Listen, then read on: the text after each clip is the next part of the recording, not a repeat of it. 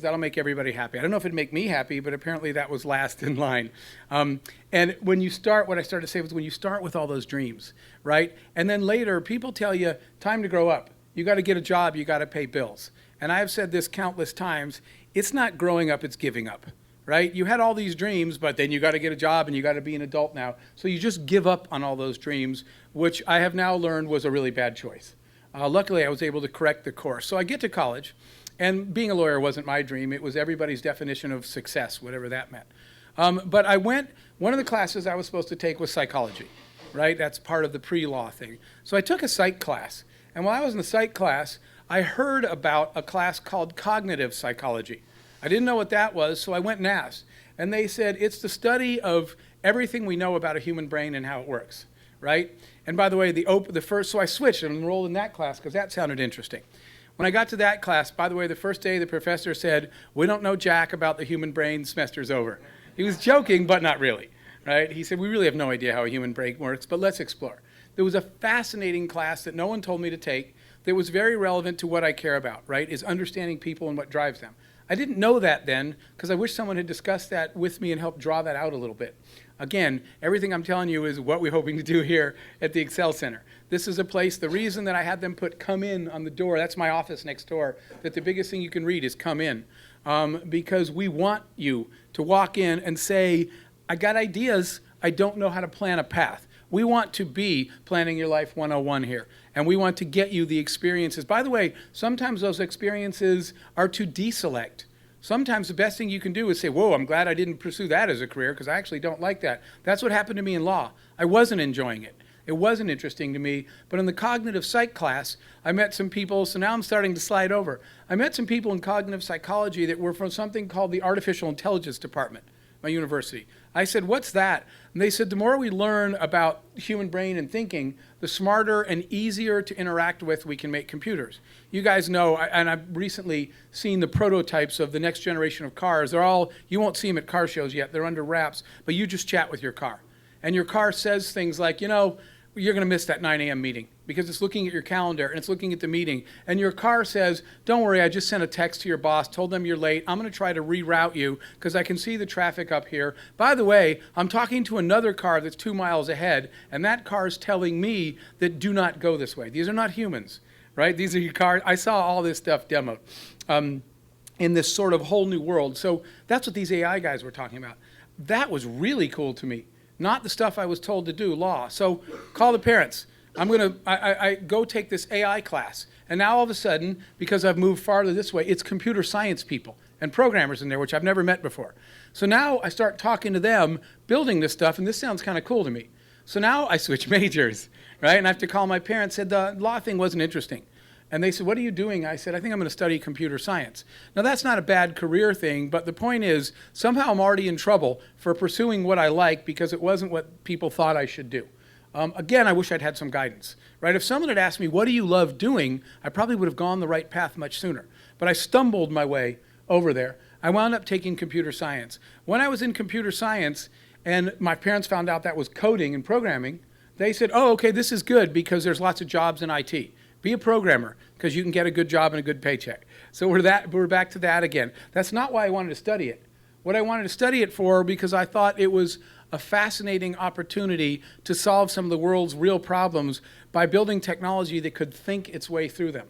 We were building in class, for example. One of the things we built was this kind of neural network simulator that we trained by feeding take a given politician, feed in every decision that politician has ever made into this neural network, and then ask it what this world leader would do in this situation. And it was hitting it like 90% of the time. It was predicting it right. All of a sudden, the CIA, the Pentagon, everybody else wants to buy this technology. But I was actually using my knowledge, doing something that I thought was interesting and fascinating. No one asked me that. They just asked me if I could get a good paycheck doing it. So my parents signed off on engineering, right? But they said, Jeff, you need to go get an engineering job. I wanted to go build cool stuff. But I did understand that there's a balance. You do have responsibilities in life, right? But the notion that you have to pick between what you love and paying the bills is absurd, even though I was told that my whole life, right? That's the giving up instead of growing up thing.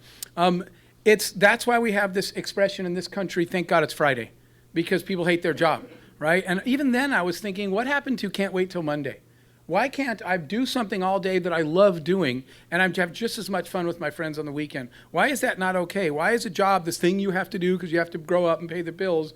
And it could be something really, really cool. I've mentioned before, I just got interviewed for a book last year called Can't Wait Till Monday.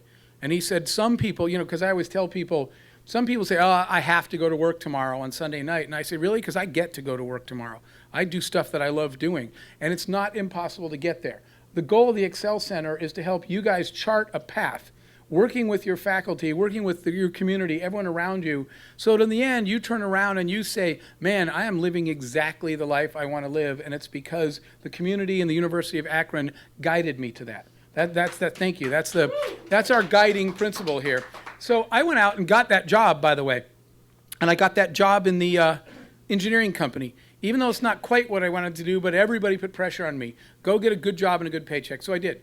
And I got that engineering job, and I worked in an engineering company, and I sat in my cubicle every day. And on Friday, I said, thank God it's Friday. And on Sunday, I groaned because tomorrow's another week that I didn't really want to start.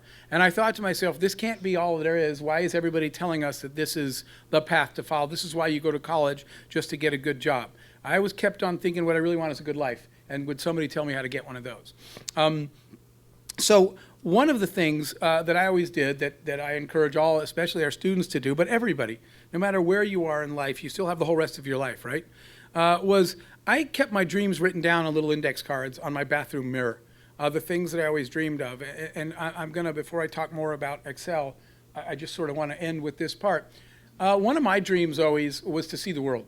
And I had written down, visit 50 countries in my life before I die.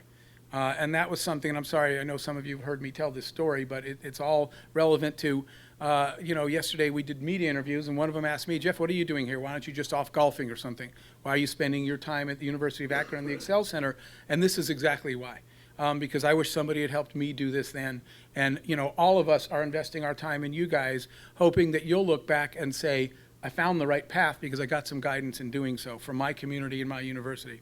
So I had that engineering job, and on my bathroom mirror was this little handwritten thing I'd written long ago about travel and see the world. My friends didn't want to travel and see the world. They didn't want to stay home. But I really wanted to go out and do that, and I didn't know how. What's a path that's ever going to give me a chance to see the world and to visit 50 countries before I die? So the story, and again, I apologize if I'm repeating it, but the story was one day I was, it was lunch. That's another thank God moment. Oh, it's lunch. I can get out of my cubicle. And I went to lunch. And I got on the elevator, and I saw this guy I know, this guy, Brian. And I was like, Brian, what are you doing here? And he said, Jeff, what are you doing here? And he said, I work here. And I said, I work here. How do we both work here and we don't know each other? We didn't even know that. And he said to me, I said, where do you work? He said, I work on 6 in marketing. And I said, oh, well, that explains it because I work on 4 in engineering. I don't ever go to the 6th floor in marketing.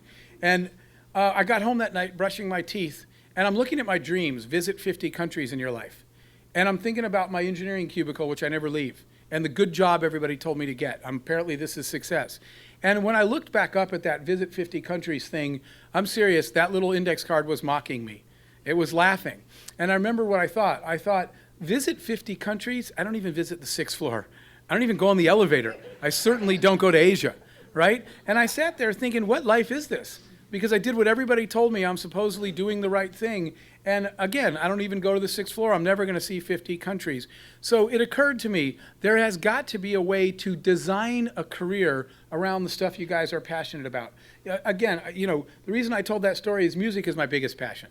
Right? Even though I'm an engineer by trade, I love music. So eventually, this is a later on story, but eventually we launched a startup. We created a music company. We went out in the industry. We found musicians. We financed it. We did this whole project that led one day to standing on the red carpet at the Grammys.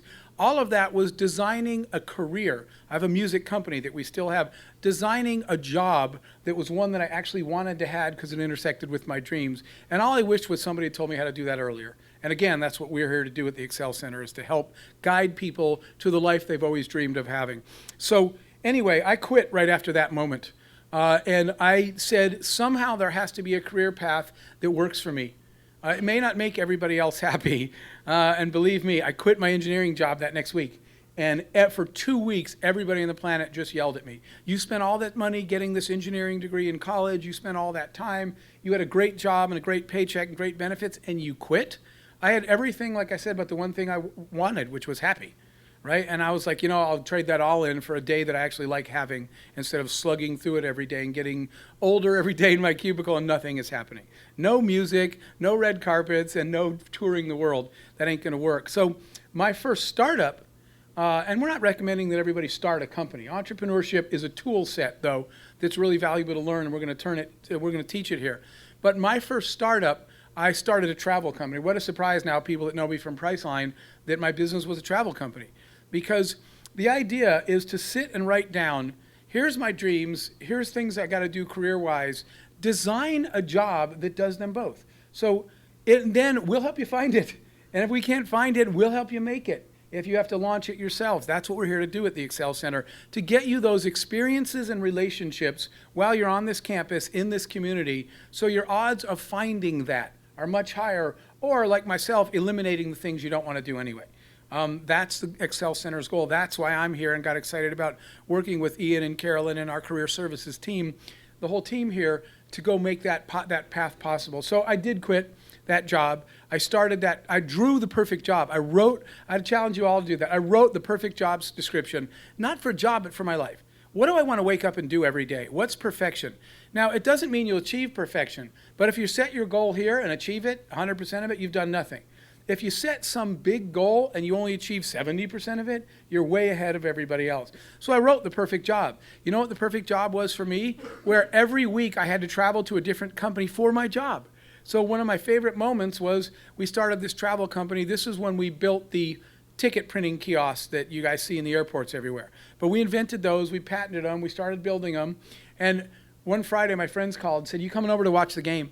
And I said, no, I won't be here this weekend. And they said, where are you going to be? And I got to say, in the Netherlands, windmills and tulips. And they said, what on earth are you going to the Netherlands for? And it was so amazing for me to say, this is the coolest thing ever. It's my job. My job is actually to fly to a different country every week to go try to sell my product to the airports. And they were buying it. So guess what? I was paying the bills 10 times better than I ever did in my engineering job, because we were making a lot of money, which I never cared about anyway, but it killed the argument. For my parents, you need to be responsible. I said, responsible? Really? I just hired 150 people that work for me now. I'm pretty sure I'm being responsible. We do charitable giveaways every single quarter from our company, giving the money back. I'd met the adult requirement, right? Even though at one point, one of the things I put on the door was that we have no adult supervision at this company per se, because we want people to continue to have their childhood dreams, their childhood sense of awe and wonder every day when they came to work. But anyway, I was able to design that job, launch that company, take care of both sides. I was doing the things I dreamed about, because guess what happens when you get there? And KLM, Royal Dutch Airlines, is that first trip. They said, have you ever seen Holland? And I said, no. They said, tomorrow after the meetings, let us take you out and see our country. We'll show it to you. So I was doing the thing I always dreamed of while running a business, while having a career. So all that being said, that was kind of looking back later and saying, I wish that somebody had helped me make connections in industry, showed me what startups were about, helped me launch an idea, get me a relationship with faculty that isn't just I go in class and I walk out. I actually want to go, like Carolyn does, on the road, out into the world, have Carolyn say, the stuff we were talking about on the board last week, this is it, watch, this is it in real life with real people doing this real thing. Like you guys just did with the waste treatment plant. That's transfer station, okay. Taking a whole group of community members, she'll talk about this, and students on a bus, and residents from the area to go evaluate and assess the problems with that waste transfer station. I'll let Carolyn talk about it. That's the experiences I wish I had. A taste of the real world, relationships, opportunities, somebody to help me map out a future like we do here at Career Services. So that's, for me, the impetus for the EXL Center. When we started all this, the mission, again, that came from Dr. Schwarber to Ian and I, and then later Carolyn joined us, was to create a center to give our students and our faculty and our community many more opportunities to interact. We want more internships. We want more experiences, more co-ops. We want them to lead to good career opportunities. We want this all to be for credit, whatever you're doing. We want you to be in the community. If you want to know what it's like to see, we have somebody from Oasis here, right? Is he still here? Okay. So a lot of these organizations around town where there are people that aren't as fortunate as everybody in this room. If you want to help make a difference, see what people are doing out there, you should be able to get out in the community and spend your Saturday doing something amazing. That's the civic engagement part of the EXL Center. Experiential learning part we've been talking about this whole time. Entrepreneurship part as well. If you have an idea, a problem you want to solve, something you can do in the community, and believe me, we're going to challenge you from the EXL Center, from hackathons to public-private partnership challenges in the community in Northeast Ohio. We're going to challenge you guys, and you guys means all of you. Community, right? Professionals, faculty, and students. We're going to put you all on a bus, figuratively and literally, again, and we're going to take you to a problem in Northeast Ohio, and we're going to challenge you to work together as a team to solve it. That's the goal of the EXL Center. I'm going to have both Ian and Carolyn come up and talk about their parts of this, and then we're going to give you guys some time to ask questions. We'll just engage in a dialogue with all of us. But before we do that, I do want to say this is not our facility. This is your facility. We're trying to build something for you, for the students, the faculty, and the community. We want people to tell us how we can help you. What is your definition of a good life? We want you to look back. I can tell you what the measure is for me. That someday one of you says, wow, I'm having a great life, and it all started right there in Akron. Right on this campus, right in this community, my path to the great life that I always wanted to have started right here. That is the EXL Center's ultimate measurement. Are we creating opportunities for you that are helping you sort out your life? I wish I had had a chance to go spend some time at a law office early on, because I would have probably found that I didn't like it. I wish I'd spent time at an engineering company early on, because in my case, it wasn't for me. Part of it was, it turned out I was a really crappy engineer. That didn't help my career plan. The first time that somebody said, you're one of the worst engineers in the room. And it made me assess. I thought I was good at this. I wasn't. Maybe I should do something else. That's why I wound up in marketing, only because engineering wasn't working out for me. And I wish I had an experience at an engineering company. I wish I had done some work in the music industry early on. I would have gotten sooner to where we were trying to get in that space. All those opportunities, it's our job to create those for you. And the last part I'll tell you, which is why we do things like Blueprints to Excel, and the invitation's out there for whoever wants to join us at Blue Jazz tonight, first Wednesday of every month, is this: our job is to help you all make connections. If you're an NGO or a nonprofit and you need some students to literally build a fence this weekend, we got them. And we have students that are saying, you know what, I actually would like to go do something in my community that matters and make a difference. We want to connect those opportunities. We want to connect people that knew about engineering students at University of Akron but didn't even know we had such great graphic designers, and you could use some at your company. We want to make all these connections every single direction. And we call that, again, if it's a stupid term, I'll take the blame because I just sort of made this up, but I call these kinetic collisions. Kinetic collisions are the result of what happened when you put all the people in a room from different places that would otherwise never meet. People that never cross paths. I'm not in that college, right, as a student or faculty, so I never go to that other college. I don't know those people. I've never been over to Anthony's place, let's say. Maybe you haven't been to the Akron Global Business Accelerator. Whatever it is, paths haven't crossed. Ian and I spent some time with the city council members, talking to them about the community and ways to improve it. Kinetic collisions are the EXL Center's attempt to put people that never cross paths in one room and just let the magic happen. When you guys start meeting each other, which is what happened after Blueprints last month, a lot of people in the room, I asked people to say hello to someone you didn't know, and I'll ask you to do that today. Don't leave. These two tables, these two groups should be saying hello and talking and finding out. The question is, what can I do for you, right? When people start to meet different people they never crossed paths with, amazing things happen. So many of the great experiences in my life came from the random stumble upon of me meeting someone and saying, so tell me about, like the conversations we've been having, tell me about your life, your dreams, and let's see if there's a place where our lives intersect. That's the EXL Center's job, is to create those collisions that lead to intersections, that lead to you being in each other's lives in ways you never anticipated before. So with that, I just wanted to give you kind of the theme of why we're doing all this. And I'd like to introduce, Ian's going to talk, Carolyn's going to talk, and then we're just going to open the floor for some questions for you guys. So you want Carolyn to go first? Okay. Carolyn, come on up. Thanks, guys. Ladies first. Tall microphones first. How's the sound? Good enough? Okay. Actually, I'm going to be somewhat quick because we're getting close to 10, and thank you. I don't have to stand like that. Thank you. So we're getting close to 10 o'clock, so I'll be efficient here. My name is Carolyn Behrman. I'm a faculty member here at the University of Akron in anthropology, and I'm just the first of the faculty collaboration directors who will be with the EXL Center, and so I get to help kick it off, but we'll be moving this responsibility around the university over time. I'm going to do two things. One, I do actually want to tell you about the bus because Jeff brought it up. And two, I want to make sure that you understand that the EXL Center is actually not just this space, but we will hear more about this from the people who actually run the other components of the EXL Center. But the EXL Center is also career services over at the Student Union. And you might notice there, I hope you guys like it, really cool, new outdoor space, new walls. But the career services group, do we have a time set aside? We have a time set aside when you guys are going to come explain services? Right now. Okay. So, Laura, will you come join me? We're going to explain how career services and, Career Excel and Create Excel relate to each other because we have these two spaces. And then I'll tell you about the bus. So should I, or otherwise I should go first because, but stay. So Create Excel is here in the library, and it's here to do what Jeff was just explaining, which is to be available and open to faculty, community members, and students for these creative approaches to what we do here at the University of Akron, which is education. It's the beginning, it's the opening door, it's can we reinvent, Linda, general education? I don't know.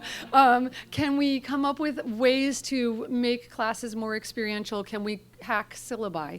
Can we do things that would make the experience of being a student at the University of Akron experiential from the start to do what Jeff said, to help you narrow and focus and rethink and explore more effectively? And when I say more, we already do a lot of this. So one of our other jobs is to raise for recognition and highlight the amazing things we do. And so my job is to work with faculty and students here on this end of things. But sometimes students are already ready for the career path they've chosen when they get here. And sometimes students find it and they're ready to fly and they need the support of career services. Hi, I'm Laura Carey, Director of Career Services. Should I introduce our team? Yeah. Michael Kulik, one of our Associate Directors. Emily Weiss, another Associate Director. Jennifer Pertz, it's her birthday, sorry. And we're missing, happy birthday. We're missing one member of our team who's off work today. She's not here, Kat Creamer. So we're a small but mighty team over in what used to be the Career Center. We're switching and calling it Career Services. It's interchangeable. Across the nation, most colleges use Career Services, so we're fine with that name change. It fits a little bit better with the EXL Center. And we really do more of the career planning and career readiness preparation for the students. So really the same services that we've always done. Oh, I should have introduced Willa. Willa Neal works with the Career Services. She's one of our student assistants and her friends that are there. So we work with the students really how we always have, helping them find opportunities for internships and co-ops. And so I think the way we'll continue to work with the EXL Center is we'll sort of be the clearinghouse to post these positions on the job board and help connect the students with these opportunities and employers. EXL Center will create many opportunities, and then the Career Center will kind of help give one central location that these students can make these connections so that they can still come to us to find these opportunities and get their resume ready, learn how to interview, learn how to dress appropriately for an interview, learn how to enter the workplace. So we'll help them with all that career readiness. Is that good? Thank you. So I'm going to, Ian left. I'm going to tell you briefly about the bus ride, just because I think it's the most recent, because it happened on Friday, example of the sorts of things that we can do here with the support of the EXL Center. So I was involved in this one, but it was actually me and two other faculty members, a professor from geosciences whose specialty is GIS, and a professor from the biology department, and his specialty is actually in urban microenvironments and plant life. And so we took our collective students. The groups of students are all in classes that are focusing their attention on erosion and urban stress in different ways. Those are my words. I think the biologist and the geoscientist might have phrased it differently. But my students are looking at the impact of a waste transfer station that's just around the corner from the university on the housing, the lives, the health of the residents in the area. And the geoscientists are looking at literal erosion of the hillside around the waste transfer station. And the biologist has joined us to look at the impact on soil, on plant life, actually also on animal life in the area. And together we're putting together a picture to share with the residents and the city of the impact of the transfer station. So more on the politics of transfer stations if you ever want them, but it's kind of ironic that I'm talking about trash in here, but we got on a Rubus thanks to the EXL Center, and all of us, along with city council people, East Akron Neighborhood Development Corporation is executive who's trying to build a housing development in the area, the housing and planning reps from the city, and residents. And we drove slowly around the neighborhoods, having conversations, stopping the bus, getting out, gathering data, looking at what we were focused on, and also at the impact on the neighborhood, and cross-pollinating these academic perspectives and enriching the students' information base so that they can go ahead and do their research. So what does that do? It's experiential learning. It gives them a sense of what other disciplines are doing. It may make someone in geosciences choose anthropology. I don't know. But in the process of pursuing this, we also showed the students how the city, the residents, the well, in EANDC's case, a business executive can talk to each other and work together, and that's also an important lesson. So that's the sort of thing that EXL can pull off, and hopefully we'll do lots more brainstorming to come up with cool ideas to get our students that kind of experience. Ian, you're up because we don't want to run out of time. So thank you.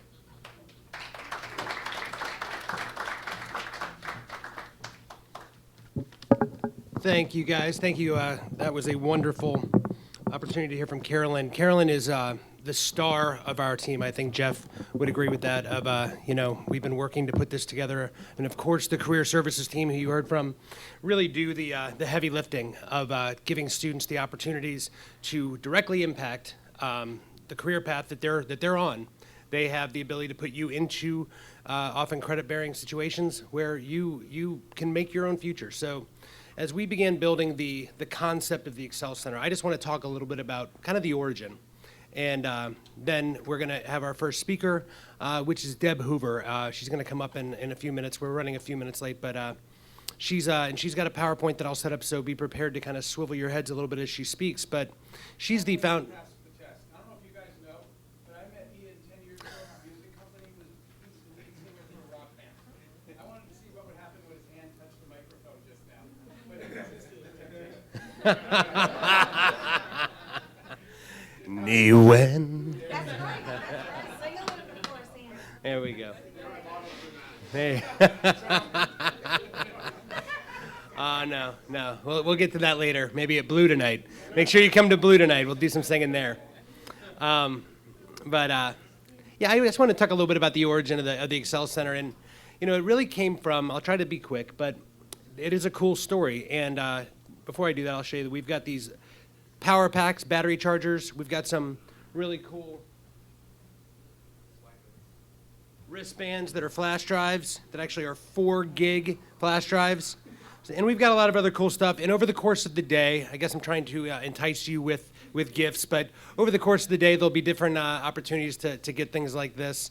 And I guess I'm going to give away this power pack to the person who can tell me, this is a great way to segue into my story, the original name that was given to us, not the EXL Center, but what the original name of this center was.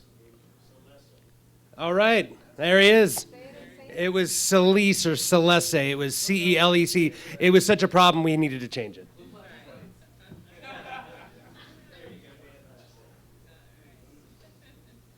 that's a good segue, because this president came out of This idea came out of President Scarborough's May 15th speech in Cleveland, where he introduced a lot of things. And one of the things was that to be distinctive, the University of Akron was going to focus on 2 new centers: a center for big data and analytics, which Mario Garcia is starting up and founding, and I'm sure that's going to be extraordinary initiative. And then the Center for, at that time, Center for Experiential Learning, Entrepreneurship, and Civic Engagement, CELICE.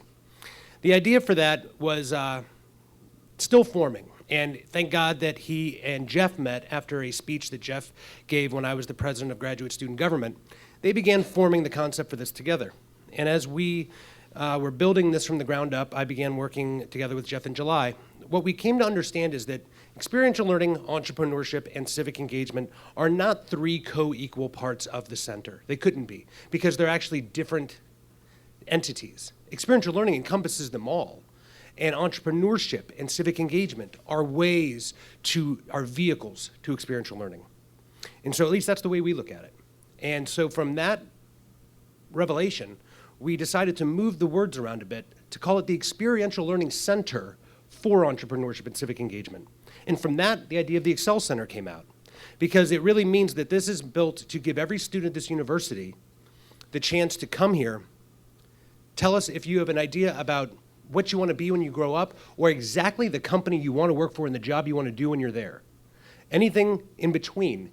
We want to put together a path. We want to find a brave new solution to find you to get anywhere you want to go, or we probably have pathways already in place. But it's really built to be that agile. And in so doing, we decided we needed to have some locations where we could be directly with the students and do these things. And so obviously the Career Services team being the first piece that enveloped in the EXL Center, that was a perfect location. We're not going to do much because they've already got a very well-oiled machine going there. They make a lot of things happen for a lot of people every day.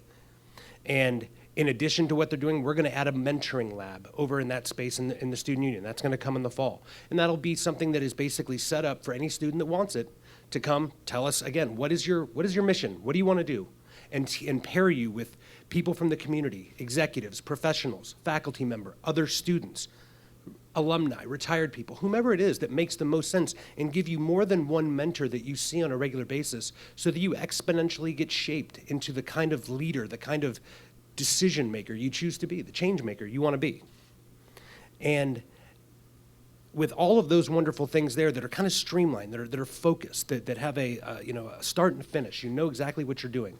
Here, it's much more open-ended. That's why we wanted to have this space in the library where you can come literally with an idea, with no idea. Just the only thing you want is to get involved. That's perfect. Come in.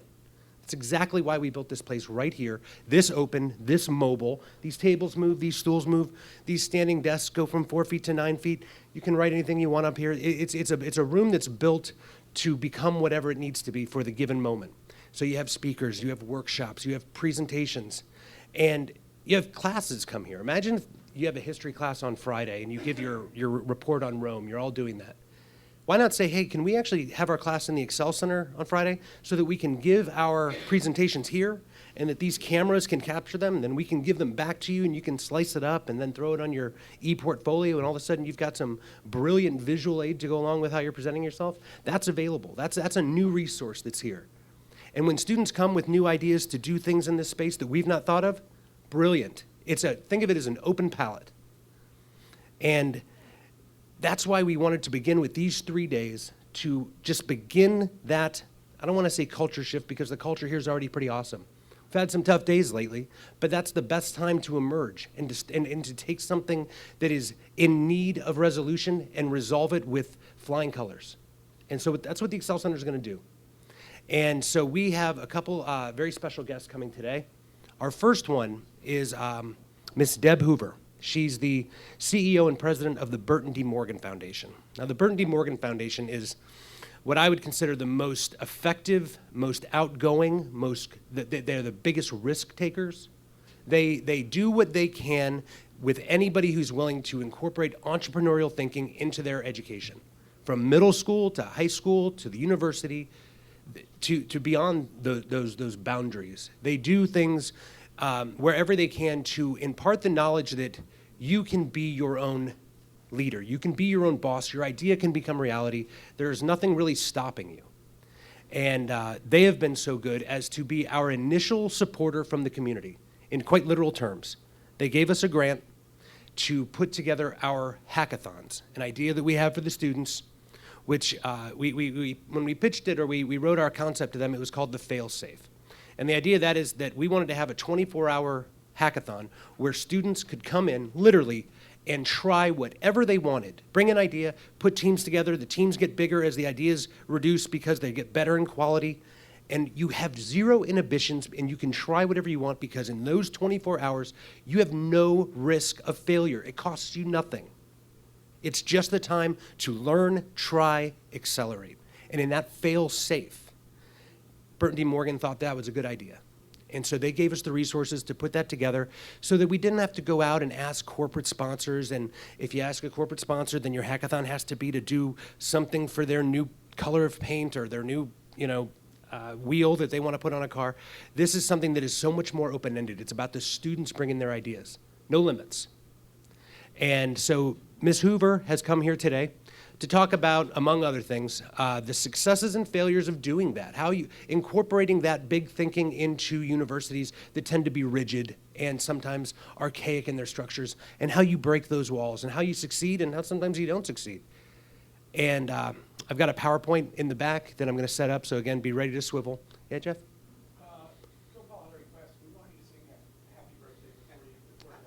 Okay, to who? Whose birthday is it? Oh, we got 2 birthdays here. All right. All right, tell us your names and how old. Don't even tell us how old you are. Tell us your names. All right, we got Jen and we have Clarissa. All right, I'm going to lead, but everybody's going to get involved with this. All right. This is a funny story. The happy birthday is in the key of C. You can't screw up the key of C, no matter where you start. Right? You'll always end up. Hey, to cover me. Happy birthday to you.